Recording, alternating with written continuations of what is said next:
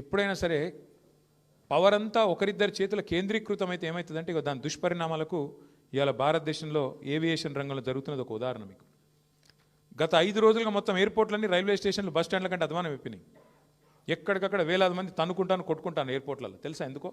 IndiGo వాడు మొత్తం బంద్ పెట్టిండు. ఎందుకు బంద్ పెట్టిండు? ఇది గమ్మత్తైన ఉదాహరణ, మీరు చెప్తే అర్థం చేసుకుంటే మీకు అర్థమవుతుంది నేనేం చెప్తున్నాను. సంవత్సరం కిందట సివిల్ ఏవియేషన్ మినిస్ట్రీ కొన్ని రూల్స్ పాస్ చేసింది. ఏమని? శ్రమ దోపిడీ చేయొద్దు, వారానికి ఒక పైలట్ అంటే ఆయన గింతనే నడపాలి, ఇంతకంటే ఎక్కువ నడపద్దు అని చెప్పి సంవత్సరం కింద రూల్స్ పాస్ చేసిండ్రు.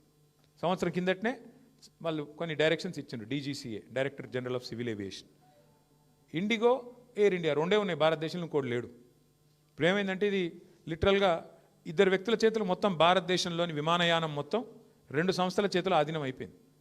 ఏమైంది ఇవాళ దానివల్ల? సంవత్సరం కింద కేంద్ర ప్రభుత్వం చెప్పినా శ్రమ దోపిడీకి అలవాటు పడ్డోడు దాన్ని మార్చుకోక పని చేయలే, ప్రత్యామ్నాయం ఏర్పాటు చేసుకోలే. దాంతో ఏమైంది? నిన్న ఒక్క రోజు 1000 విమానాలు క్యాన్సిల్ అయినాయి. 1000, 1 కాదు 2 కాదు. మరి ఏమవుతుంది? ఎయిర్పోర్ట్ బస్ స్టాండ్ అయిపోయింది. వాస్తవం ఇది. ఏం జరుగుతుంది? కొంతమంది వ్యక్తుల చేతుల్లోనే మొత్తం శక్తి కేంద్రీకృతమైతే దానికి ఒక గొప్ప ఉదాహరణ, ఆ దుష్పరిణామానికి గొప్ప ఉదాహరణ నిన్న మొన్న విమానయాన రంగంలో జరుగుతున్న వ్యవహారం. ఒక ఇండిగో, ఒక ఎయిర్ ఇండియా రెండే మిగిలినాయి ఇప్పుడు భారతదేశంలో. ఒకటి టాటా, ఇంకోటి ఇండిగో. వాళ్ళ చేతులకు పోయింది దేశం.